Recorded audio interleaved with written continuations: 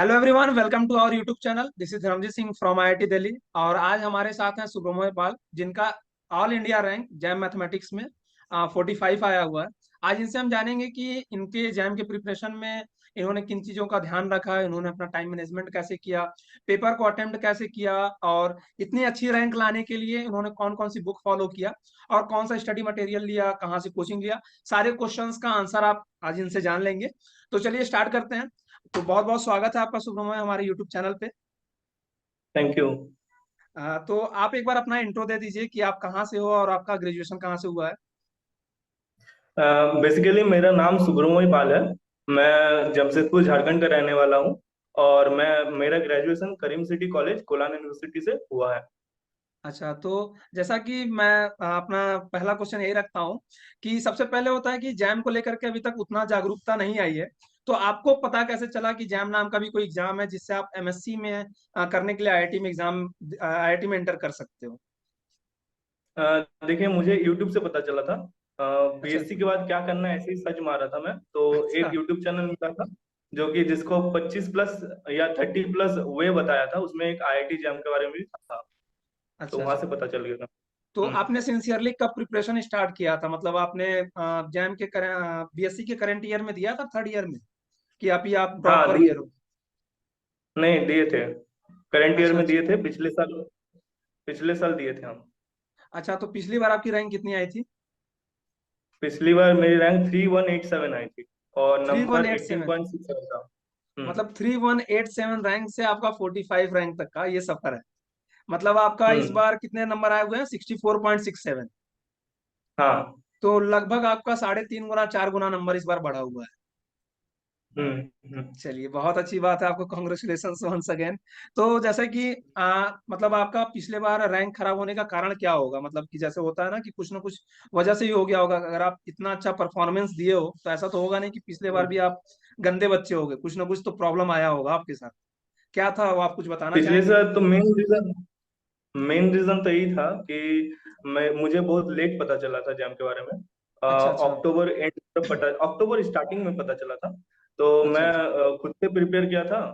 फिर मेरा syllabus complete ही नहीं हुआ था। एलए पढ़ा था, ओडी पढ़ा था, आईसी पढ़ा था बस। अच्छा अच्छा। तो मतलब उस साल आपने सीयूटी पीजी दिया या नहीं दिया? मतलब सोचा कि बस आईआईटी देना है नहीं, जो देना है। नहीं, नहीं, एक साल पूरा ड्रॉप लिए थे मतलब आईटी जैम के लिए। अच्छा सीयूटी अच्छा, नहीं तो दी थी। मतलब सीयूटी पीजी नहीं दिया था आपने? नहीं, नहीं। पूरा का पूरा फोकस आपका जैम पे था। हाँ। अच्छा, चलिए बहुत बढ़िया बात है। तो जैसे कि आपने तो प्योर ड्रॉप ले लिया, तो जैसे मान लीजिए कि जैसे भी आपके बहुत सारे क्लासमेट जो आपके साथ जैम 23 का एग्जाम दिए होंगे, उनका भी बहुत लोगों का होगा कि बीएससी के साथ दिए होंगे, कॉलेज का मतलब कॉलेज के साथ उसको मैनेज नहीं कर पाए होंगे। तो उनके लिए क्या सजेशन है कि क्या उनको प्योर ड्रॉप लेना हम्म। चाहिए या सीयूटी पीजी देना चाहिए? क्या करना चाहिए आपके हिसाब से, क्या होना चाहिए? मेरे हिसाब से रैंक खराब आने का मेन रीजन दो तीन ही होता है। एक तो आपका हाँ सिलेबस कंप्लीट ना हुआ हो, ठीक है। या सिलेबस कंप्लीट हो गया हो तो आपका मतलब अच्छा से प्रैक्टिस नहीं किए हो, या तो मॉक टेस्ट नहीं दिए हो। और हाँ एक अनलकी होता है कि आपका एग्जाम का दिन बहुत खराब चल गया हो। हाँ, ये यही तो तो मैं है, हाँ सही बात। हाँ, तो मैं पहला रीजन के लिए यही बोल सकता हूँ कि आपको अगर सिलेबस कंप्लीट करने का मौका ना मिला हो, हम्म। तो आपका टाइम बहुत कम टाइम नहीं मिला होगा पिछले बार। तो इस बार अच्छा तो उसके लिए इसके लिए मैं यही कहना चाहता हूँ कि इस बार जल्दी से जल्दी सिलेबस कंप्लीट कीजिए, प्रैक्टिस कीजिए और हाँ। मॉक टेस्ट खूब लगाइए। तो जैसे हाँ, कि और एक बात बहुत सारे। जरूर हाँ हाँ हाँ, बताइए। और एक बात जरूर कहना चाहता हूँ कि एक सिंसियर ग्रुप भी बना लीजिए, उससे अच्छा बहुत अच्छा। हेल्प होती है। मतलब हम्म। आप जैसे कि कल सौरभ ने बताया था कि आपका और सौरभ का दोनों ही लोगों का हम्म। लास्ट में ग्रुप बचा था, आप लोगों ने ग्रुप हाँ, स्टडी हाँ, किया। हाँ। मतलब हम्म। उसका कहीं ना कहीं बहुत ज्यादा योगदान रहा आपकी इस रैंक में ना। हाँ, हाँ, बहुत ज्यादा, बहुत ज्यादा उसमें बहुत ज्यादा डिसिप्लिन थे हम हाँ। लोग, तो उसके लिए अच्छा, बहुत अच्छा डिसिप्लिन में थे। रैंक आया। नहीं नहीं, कल हम्म। तो सौरभ से जैसे हम लोगों ने बात किया तो उन्होंने बताया कि कोई भी त्योहार रहे, फेस्टिवल रहे, उससे कोई मतलब नहीं, अपना जो टाइम फिक्स है वो फिक्स है। हाँ, तो हाँ।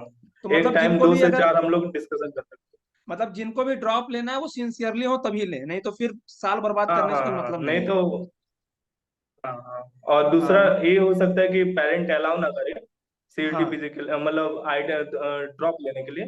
तो हाँ ये कहना चाहता हूँ कि आप सीईटी पीजी दीजिए, एक कॉलेज लीजिए और उसमें साथ साथ में आईटी जम की तैयारी कीजिए। हाँ चलिए। तो आपका कहना है कि अगर आपको प्योर ड्रॉप लेना है या ड्रॉप लेना है तो आपको सिंसियरिटी तो होनी चाहिए आपके अंदर, और उसके हाँ, साथ रेगुलरिटी सिंसियरिटी मेंटेन करना कंसिस्टेंसी होगा, दोनों तभी होनी क्या चाहिए। करके कुछ हो पाएगा। हाँ। हाँ। हम्म। तो जैसा कि मतलब पिछले साल आपने कोई कोचिंग लिया कि इस बार ही कोई कोचिंग ज्वाइन किया या सेल्फ स्टडी किया, कुछ इस पे बताएंगे। पिछले साल तो कुछ कोचिंग नहीं लिया था। इस साल लेकिन हाँ। अनअकैडमी में सागर सर से पढ़ा था। अच्छा, सागर सूर्या सर से आपने पढ़ा था। हाँ, सागर सूर्य सर से पढ़ा था। अच्छा। तो जैसे कि मतलब आपने वीडियो लेक्चर्स देखे होंगे उनके, और स्टडी हम्म। मटेरियल में उनके पीडीएफ के अलावा, उनके असाइनमेंट्स के अलावा भी कोई बुक वगैरह फॉलो किया कि नहीं किया आपने। मैंने तो पिछले साल बोले थे कि लिनियर अलजेब्रा के लिए फीडबैक पढ़े थे, और हम्म। इस साल मैंने एनालिसिस के लिए स्कीमा पर पढ़े था बस। और अच्छा मैं अच्छा। ऐसे एज सच बुक फॉलो नहीं किया था। क्वेश्चन प्रैक्टिस हाँ। के लिए जरूर एमडी राय सिंघानिया और एपी सिंह ये सब पढ़े थे। अच्छा, एपी सिंह पढ़ा था, वो जो पीडीएफ वो फॉर्म आता है, ठीक है वो। पढ़े नहीं थे, मतलब उससे क्वेश्चन उसके लगाए थे। हाँ। क्वेश्चंस होते हैं, हमने भी कुछ कुछ लगाए थे, हाँ। एपी सिंह का हमने भी फॉलो किया हुआ था। चलिए अच्छी बात है। तो मतलब कि आपका जैसे सिलेबस आधा कवर हो पाया था जैसा कि आपने बताया।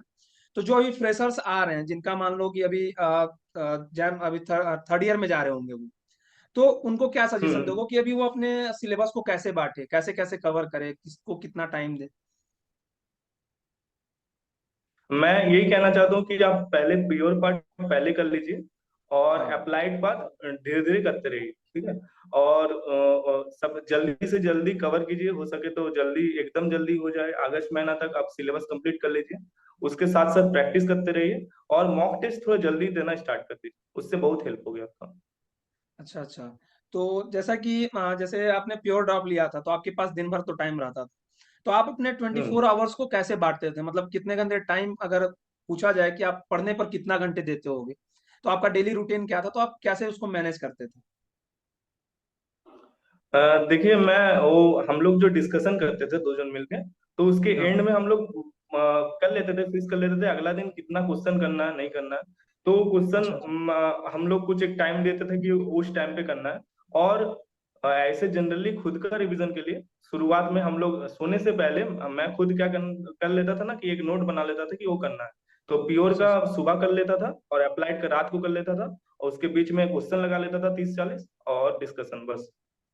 अच्छा, तो जैसे कि आपने प्योर ड्रॉप लिया था, मैं बार बार इसलिए पूछ रहा हूँ प्योर ड्रॉप करके, क्योंकि बहुत सारे बच्चे लेते हैं और उनका क्या होता है कि शुरुआत में तो ठीक है, जोश रहता है कि हाँ भाई इस बार तो फाड़ देना है, लेकिन जैसे जैसे टाइम पास आते जाता है तो होता क्या, स्टूडेंट डिप्रेशन में जाने लगता है। तो उससे कैसे बचे आप, इसके हम्म। लिए क्या सजेशन दोगे उनको, या मतलब देखिए, ये या ये तो तो सबके एक साथ ही एक और क्वेश्चन मैं ऐड करूंगा ये, कि अगर वो ड्रॉपर हो या फ्रेशर्स हो, हम्म। वो हमेशा सबके साथ होता है, तो वो कैसे आप मैनेज करते थे, आपके साथ भी होता होगा। देखिए, ये मेरे साथ भी होता था, लेकिन एक बात है हाँ। कि हम लोग जो ग्रुप बनाए थे ना, उसमें रेगुलरिटी मेंटेन किए थे, तो वो बहुत कम आता था। और जब भी आता था हम अच्छा लोग अच्छा। दोनों डिस्कस कर लेते थे कॉल पे, आधा घंटा बात कर लिया कैसे करना है, नहीं करना है। तो ये सब हाँ। आगे का डिस्कस कर लेते थे, तो थोड़ा क्लियर लगने लगता था। तो जैसे कि आपके पास जैसे आपने मॉक टेस्ट कब से देना शुरू किया था। सागर सर अगस्त ना सितंबर से लेना स्टार्ट किए थे। हम लोग हाँ। उसके एक महीना पहले से टेलीग्राम में देना स्टार्ट कर दिए थे। अच्छा, टेलीग्राम पे। टेलीग्राम में चलिए, बहुत सारा मिल जाता है। वहां तो सब मिल जाता है, हाँ? हम्म। चलिए। तो अच्छा, जैसे कि मतलब जैसे 12 फरवरी का आपका एग्जाम था, तो लास्ट एक मंथ का क्या स्ट्रेटजी था, मतलब उस समय तक तो आपका कवर भी हो गया होगा पूरा सिलेबस, और चीजें आपको हाँ, प्रैक्टिस भी हो गया, तो उस एक महीने में अपने आप को कैसे मतलब प्रिपेयर किया 12 फरवरी के लिए। उस टाइम खाली यही था कि रिवीजन देना हो, रिवीजन हाँ। करना हो, और टेस्ट देना हो। उस टाइम एक काम करते थे कि हम लोग 2015 से 2022 में जितना सारा भी टेस्ट हुआ था, वो सब सिंसियरली एकदम अच्छा से दिए थे टेस्ट सब। और अच्छा सागर अच्छा। सर का टेस्ट सब चलते ही रहता था, वो सब देते थे, और रिवीजन करते रहते थे साथ। बस इतना ही करता था।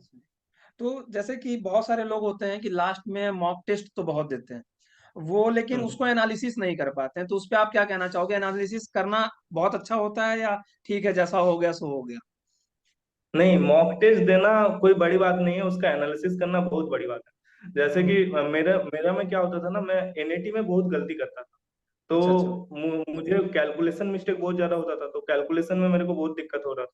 तो मैं हम्म। एक टाइम फिक्स अप्लाइड का पार्ट जब था, मतलब रात को करना था, उस टाइम मैं कैलकुलेटिव वाला क्वेश्चन ही करता था बस। तो बहुत बाद में फायदा दिया। आईआईटी जैम अच्छा में अच्छा। मेरा एनआईटी में 100% ये आया, एक भी वाह, गलती नहीं मारा। बहुत सही सवाल। तो जैसे कि जैसे 12 फरवरी की बात कर लें हम, कि आप एग्जाम हम्म हॉल में बैठे, तो पहले तो बहुत ज्यादा अंदर से घबराहट होने लगता है। तो फिर उस हम्म। घबराहट को आपने कैसे कंट्रोल किया, उस पे कैसे काम किया, फिर पेपर को अटेम्प्ट कैसे किया? हाँ, पहले तो मैं थोड़ा जल्दी घुस गया था ताकि उसमें ना थोड़ा ठहराव हो जाए। बस उस तो इन्वायरमेंट में वो थोड़ा मैं, सा आप ढल जाएं। हाँ हाँ, और मैं अंदर ही अंदर थोड़ा लंबा सांस लेने लग गया था। तो हाँ उससे क्या होता ना कि एकदम आप शांत हो जाते हैं।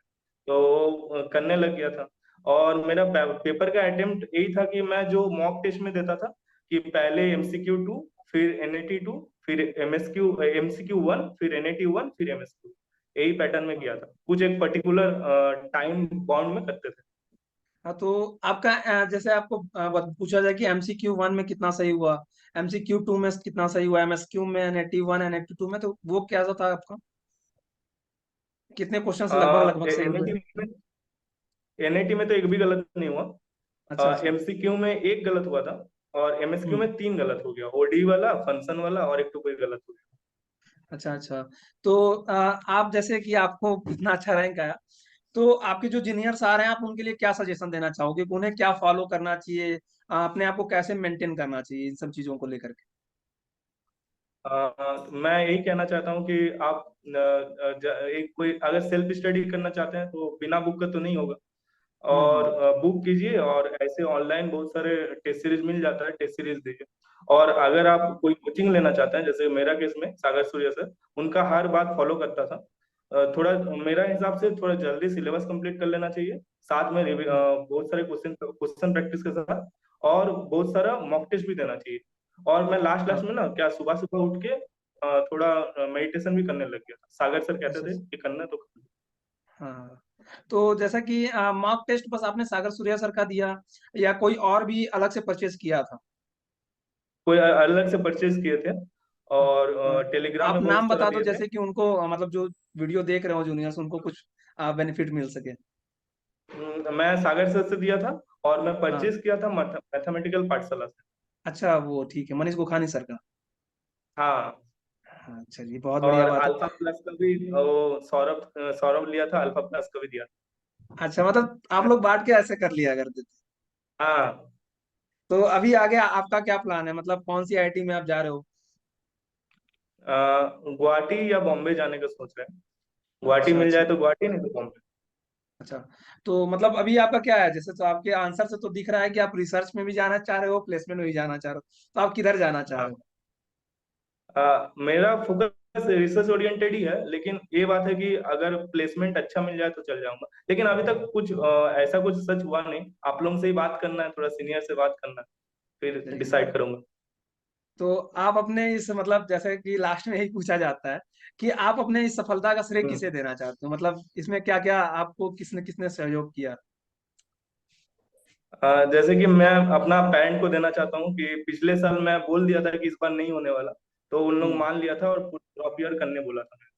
और मैं सागर सर का शुक्रिया करना चाहता हूँ।